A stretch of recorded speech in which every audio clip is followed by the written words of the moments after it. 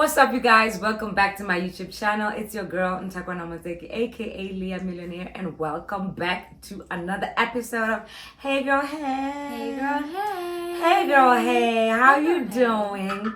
Good to be back. Good to be doing another episode of Hey Girl Hey. And today I am with the beautiful Miss T, aka Natswa. I'm not gonna say much. She's going to introduce herself. Yes, hey girl, hey. Like she said, I am Natswa and I'm so happy to be here.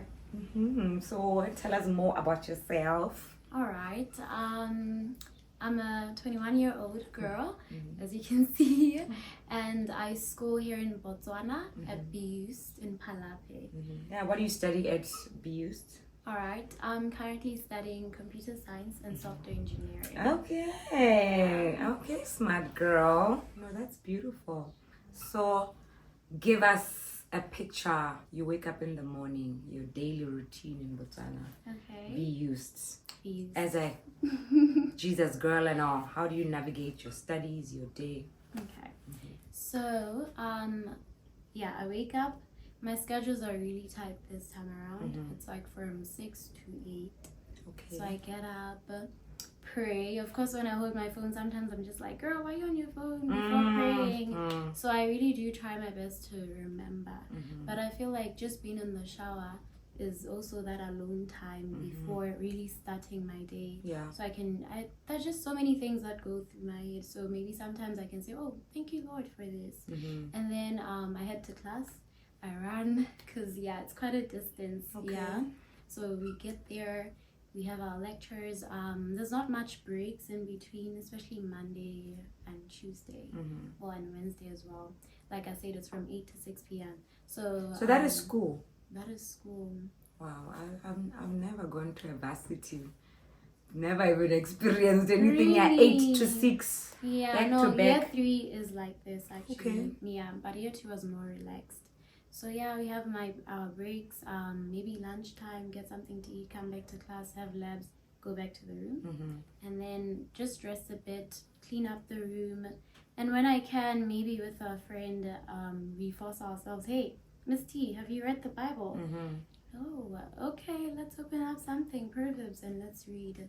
That's on a good day at times, because you get to the room, you're tired. But another thing that I really love when getting ready for school, just playing gospel. Yeah. Oh my days, it's amazing. I just love that. It gets you just... By the way, you're a musician. I am. Give us a little song. What? Your favorite song at the moment. Yeah, no. Stay tuned. Don't worry. We're coming. Episode Mama. Second is coming. Yeah. The song is coming. Exactly. Natswa is originally from Zimbabwe. That's right. But when we first met, you were in Lesotho. I was, yes. And now she's here. Here I am. How I so wish she was in Gabs. She's not in Gabs. She's in Palape. If she was here, it would just be like, hey girl, hey, when we're going for coffee. Hey girl, hey, when we're going to the spa. All the time.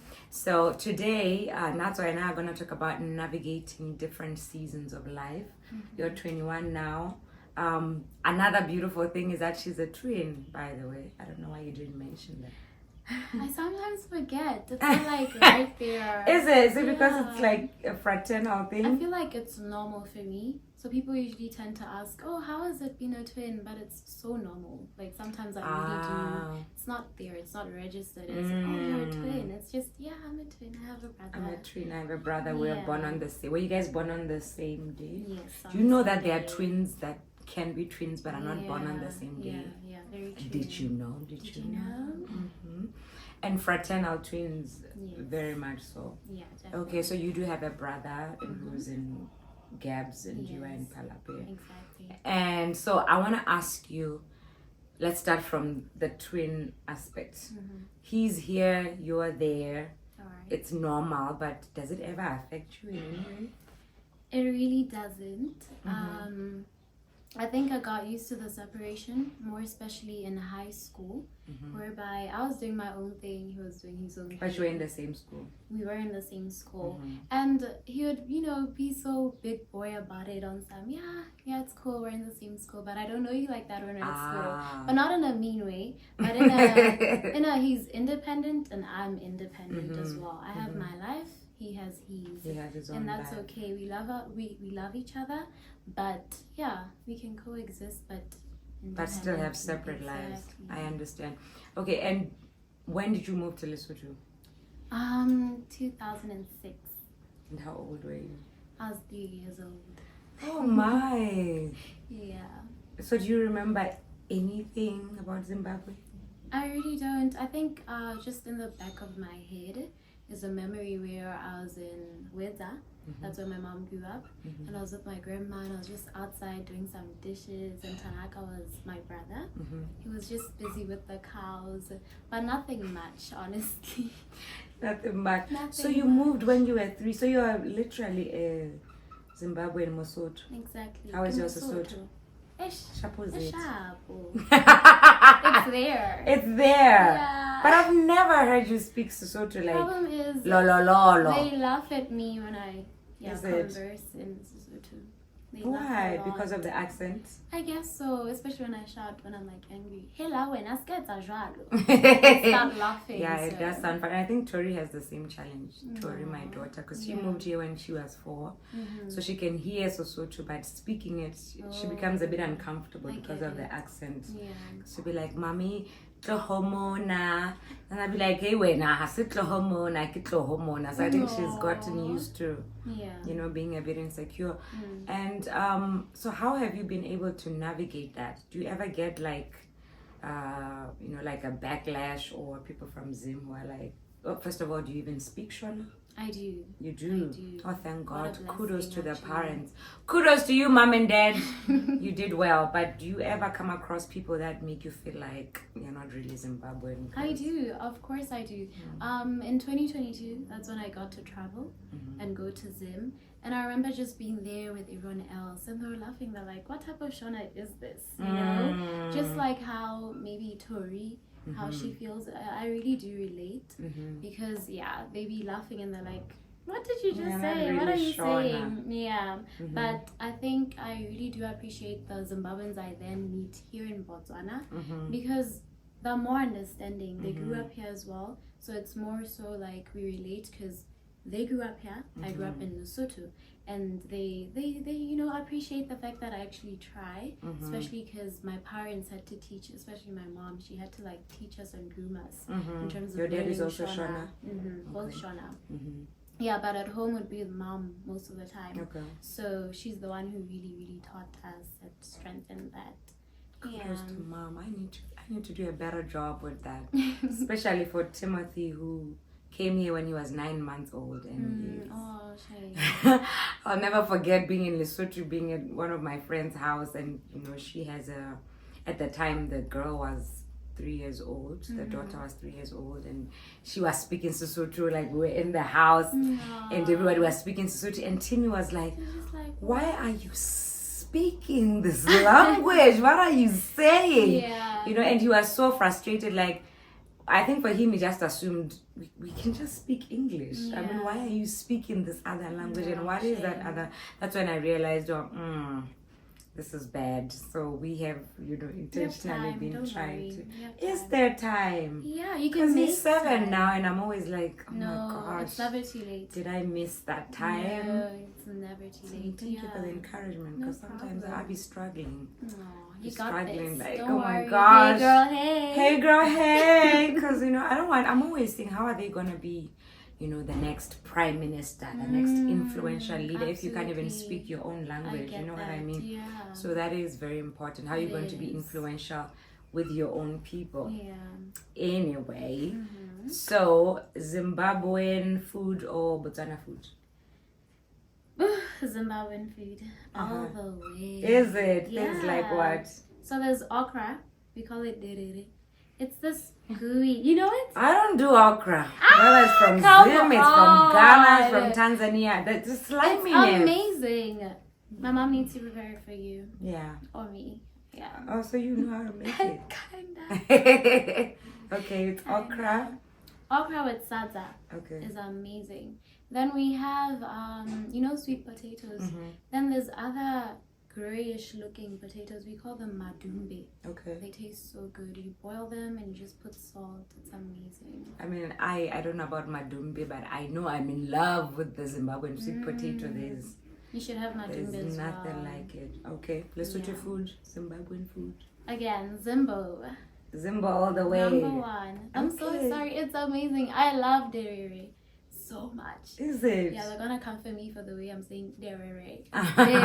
But it's derere. Yeah, derere. Okay, at least you know how to say it properly. Yeah. All right, so moving from Zimbabwe to Lesotho, how was it adapting, the change in the different cultures, the making friends, going to school? How was that for you?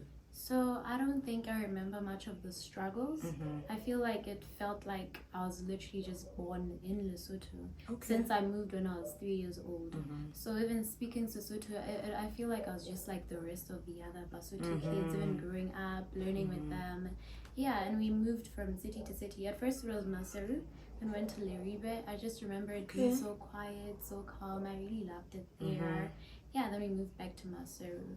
So yeah, I don't think I had much of a challenge. Even like, okay, maybe if, people would say certain words like, hey, that was when I felt it maybe that, I'm not part of you guys. I mean, I thought we were together. What happened? Yeah. And I remember, our pastor, by the way, we go to the same church. There and here. And there, Lesotho, our pastor would always, talk about the mukwere thing. And okay, obviously I knew wrong, error, like I've always never understood it. But the first time I felt like a foreigner was when I moved to Botswana. That's when I really understood. I was like, oh my gosh, so this is what they're talking about. This is the pain they're feeling, when you're an outsider and the reality hits you. Oh wait, this is not my home. By the way, this is not my home. And, we've already talked about not remembering the struggles, but do you feel like it has shaped you in any way? Has it modeled your life in some type of way? I guess so, in a way. I feel like wherever I've been, I went through that experience. Because you go to Zim, it's, whoa, what type of Shona is that? You are in Lesotho. It's that thing of, you're Zimbo, you're here again. Now I have to explain the Zimbo and Sotho side. So it's been like that. A mixed masala. So I feel like I just got used to it, and my identity is now in everything and everywhere. And I like that. I do. It's beautiful. Such that right now in my room I have like the mokorotlo. You know that? Yeah, the head. It's there. Okay. Yeah, and some Zim lady in here was like, so now you're making yourself a Lesotho like that. And I was like, yeah, babes. Because it's part of me. Yeah. Because I was going to ask you, would you change anything about your upbringing in terms of moving from different countries? And I appreciate it. It's my journey, and I've grown to appreciate it. Yes, I absolutely love it. Wouldn't change anything. Oh, wow, that's beautiful. Yeah, thank you. So, girl, you have been in Lesotho almost all your life, and you were going to church there, and now you are in Botswana. There's no Word of Life in Palapi. There's no specific church that you're going to. Gabs, you visit us like once in a blue moon. How has that transition been in your life? It has really been difficult since year one. I remember getting here, and it was okay. It was like on campus sessions, church Bible on campus, study. And I tried that. It was okay. Then I just stopped. But I remember trying so many times that I counted. I think I've tried 7 churches in total now. Yo, that's Botswana. a lot, is it? Yeah. And the spirit was just not addressed. I prayed about it. I was like, God, I'm going to try. But show me the way. Which one should I pick? I feel like it's just the same as having to pick the university I'm currently in. I had applied to so many schools in SA. Okay. I applied to India, scholarships, they offer Zambia, Zimbabwe, and So that's when I always go back to God when I have so many options. I'm not quick to say, okay, you've opened all these doors, I'm stepping into that one. No. I tend to say, okay, God, you've done this for me. Now give me the guidance as well as the wisdom to, really decide. So, it has been hard. And I think I just got tired at some point whereby I just kind of stopped. Okay. But I'm trying to bring myself back to that place of searching again and trying my best to just find a church. And I feel like this semester has been so difficult in terms of settling down. It's September. It has been so bad. You opened in August. Accommodation issues, so many issues. Yes. So And how do you navigate all of those issues without mom and dad? Because I can sense that mom has been like a present mom, and I'm sure dad as well. I mean, I know both your parents, and I know that those kind of parents. How have you been able to navigate moving here this semester and everything, not finding a church and I see what you mean. staying a Christian? Yeah. Well, I don't know. I had to pray about it. I had to have a support system, friends who maybe we can have Bible studies together. We can talk about these problems or challenges. Yeah, and it's been helpful. Even people from Lesotho, I can talk to them. So that has been okay for me. And also just pushing myself. I feel like we have responsibility over our lives. So really just sitting down and saying, no, you're missing out on this and this. What are you lacking in your life? And I feel like it's so important just having that self-introspection, that moment of self-introspection. Yeah. So that has helped me. I realize where the problem is. I realize what I'm missing. And then I try my best to work towards that. Yes. And having decided to do computer science and coming to Botswana, like you were saying, you never just, choose anything. You always inquire from the Lord. How do you go about that? Talking to God. Maybe someone is, in a position where they're like, I don't know whether I should leave my country and go to another country and pursue the study and whatnot. What advice would you give them? All right, I like that question.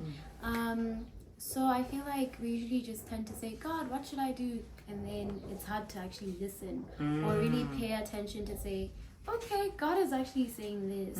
So it's usually, God, what should I do? And then you're already going the other way. Yes, you already know what you want to do. So it feels like you're just saying, God, what should I do, as a way of like courtesy, But you actually have to also do something about it.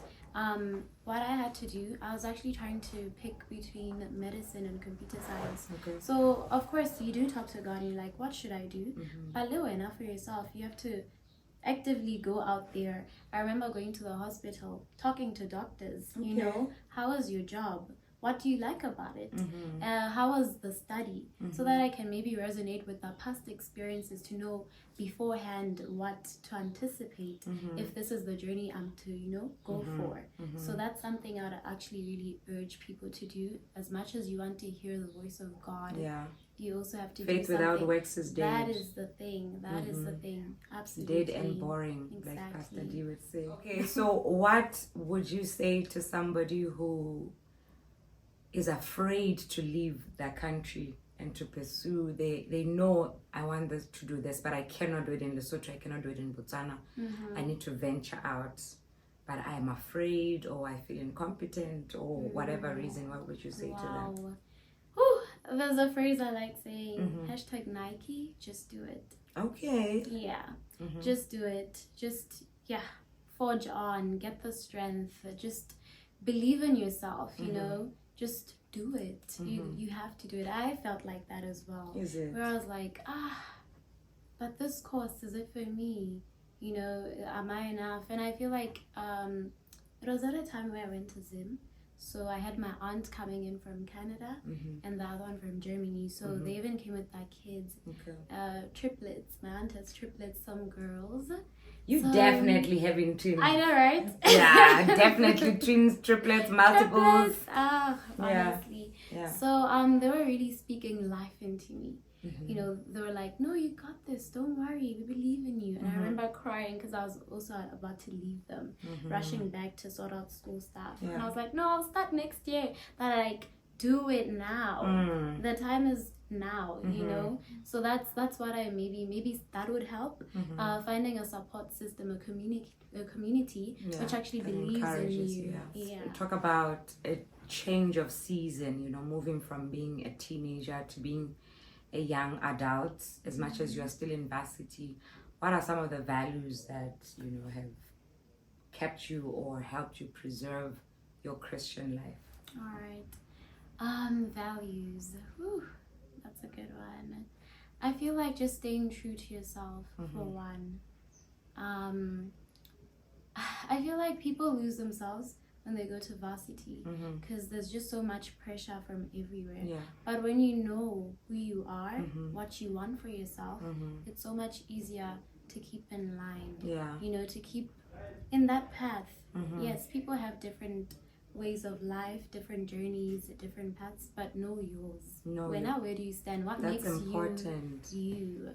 So that is beautiful. That is beautiful. Knowing who, well, you know, I think it's my middle name. Knowing who you are and whose you are. But I like the element of knowing what you want as well. Because, you know, I think a lot of people give up on their dreams because they don't really hold them dear. The idea of being a doctor, the idea of being, you know, a computer engineer, it's not so important. I know it sounds harsh, but the reason why you are able to follow your friends everywhere and skip school and do all of that, maybe you gotta check if, is this really important to me? Is this really what I want? Because if it is what you want, then you're gonna work on it. You're going to, you know, stay the path and make sure that you win. Okay. Absolutely. So transition, teenage, to boys, adults, to dudes. How has that been?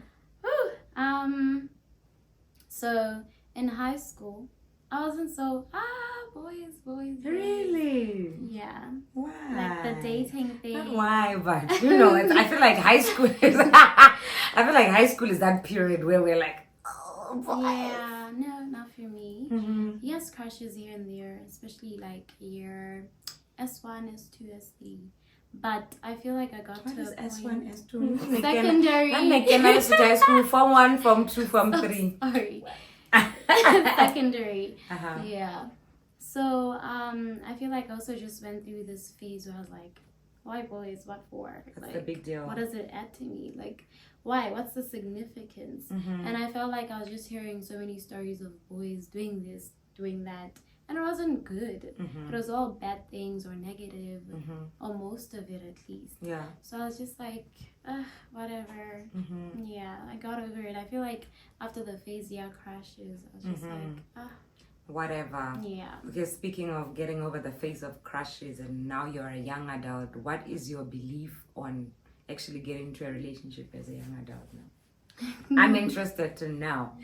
What is my belief? Because I'll be thinking we have the same belief for most girls and then dugu. No. So nowadays I really want to know and maybe hearing it from another no pressure. Hearing it from another young lady to say what is your truth when it comes to dating and courtship and all of that. I feel like for most Christian girls, number one is, are you a believer? Are you a follower of God, right? And then also I'm so picky, like extremely. I feel like my friends used to say, Natswa, are you going to get into anything? Like you keep saying no, and I'm like, I don't know. You have to really stand out. And like you're saying, relationships, I really value them such that I don't just jump into them. I take my time. I have to know who you are, what you stand for, how you're going to add into my life. I'm also not a in the moment person, Jay. Yeah, for Come the to sake me of with intention. nowadays we're just doing situationships, you Yeah. know, just like I need to know where this is going. What's your vision? Are you just coming to say, hi, Miss Ma'am, how's it? Are you just passing by? Because I'm not a bus stop. yay, yay. Yeah. We are pausing. We are not. Selah. Selah. Going to leave We're letting it sink in. Okay. Okay, we're about to wrap up, but I want to know, being you and your journey and listening to, you know, your story, what are some of the things or some of the maybe foundations, I don't know what to call it, but things that have really made you who you are, that have helped you navigate different seasons, different locations, making friends, you know, going to school and all of that. Yeah. I mean, number one is God, girl. I feel like that's something that stands out. Mama saying, if you know Natswa, you know she's a God girl. Yes. So I feel like that's just one thing, especially going into university. There's just a lot, even with boys. It's just like, this one, Jesus girl, this one. Yeah. Yeah, and just, I'm so firm. I may not seem like it, but I don't like nonsense. I don't. I'll actually speak And I up think and people like say- you are scary who don't have like a, I don't want nonsense, because you expect it. When someone's just like, I don't want nonsense, and they mean it. I think that's very scary for me. Yeah. Yeah. No, don't be scared. Okay. And then like with making friends, you know, there's this trait about me. Everyone, I just love. I really do. Yeah, so with making friends, it hasn't been bad. It really hasn't. I come across people, I can talk to them, strangers. People be knowing my name like at school, and I'm like, I don't know yours, I'm sorry. But I'm quite a social butterfly. Okay. Yes, but I'm so Pastor was actually asking me, is she an introvert? No. And I was like, no. No. She's not. I'm really not. She looks like it. Yeah. She sounds like it, but she's not. Yeah, exactly. Yeah. Yeah, I think it's also something I've learned about myself is that yes, I'm out there, I'm open, people can talk to me, we can laugh, but I've learned to take charge of the level of access people have as well. But I'm such an open person. I'm loving. God, I'm all embracing because it's something I prayed about. I was like, God, I want to experience your love. And the best way to experience his love is through his people. And that is just, it has been amazing. That's a beautiful way of looking at it. Because I'd be saying to Jesus, Lord, your people. I don't think about it as experiencing God's love. I'm just like, oh my God. Well, some of them, of course. Yeah. And I feel like when I'm in that space, I would have given you a chance. Like I'm saying, my first response is to love you, is to welcome you. But once you, then we have to cut it down. We have to say, no. Access-wise. So it has even gotten me to a point of cutting other friendships. Okay. One thing, how to relate with your parents. Number 2, if you remember, how to make the best friendships. And then number 3, how to stand your ground when pressures of life come. And then number 4, how to deal with change when you have to go through it alone. So number 1, relation with your parents. As in how do we keep up? Yes, yeah. Okay, we call almost every day. Yeah, so it's like video calls, audio calls. I can call my mom. My dad is picking the phone. So yeah, you call either one of them. Yeah, they you know. And what is the importance of that? What is the importance of you being away from your parents and calling them and having a relationship with them? I feel like it keeps us together, no matter the distance. Such that it just shows how love is. No matter the distance, it's still there. You may not be able to feel it, but to hold it, but you can feel it. Yeah, through the screen, through the voice call, them checking on me, I checking on them, and not just saying hi, mom. I now need money. No, but it's actually a relationship where I can also relay my life, like, oh, this is what's happening right now. These are my challenges, or how are you guys? We laugh about it. I'm like, ish, the food is, hey, it's hectic this side. That is like, Tanat, you like eating too much, you know? Yeah. And we laugh about it. So I love that.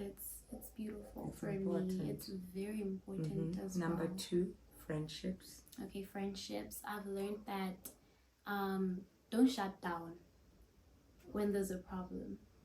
Talk about it.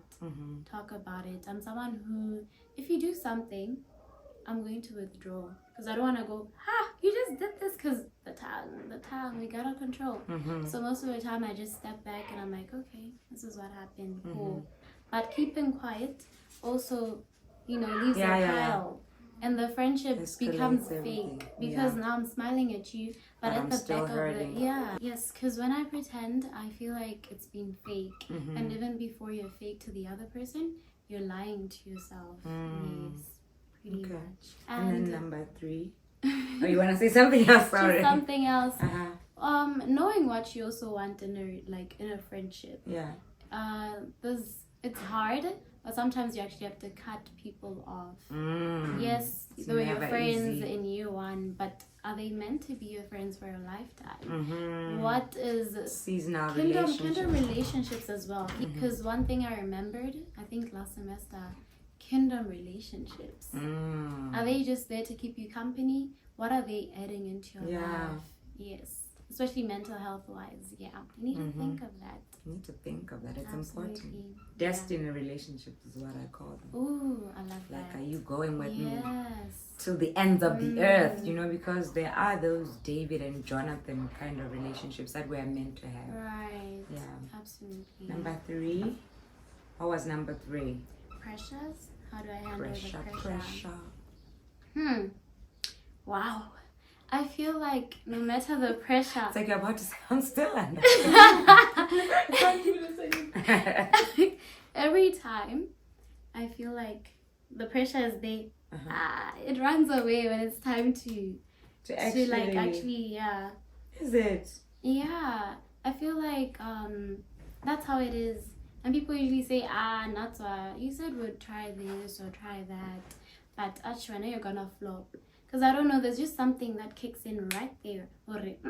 This is the true me, and I don't do this. I think it's that thing I teach your kids. The way, the Bible, the word, and when they will not depart from it. Yeah, absolutely. So again, it goes back to knowing yourself.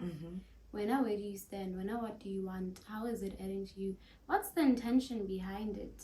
Especially that question. It's like, what is it going to do for you? How it is that when you do it, what is it going to do for you? What's going to be the benefits? Exactly. And then lastly, number 4.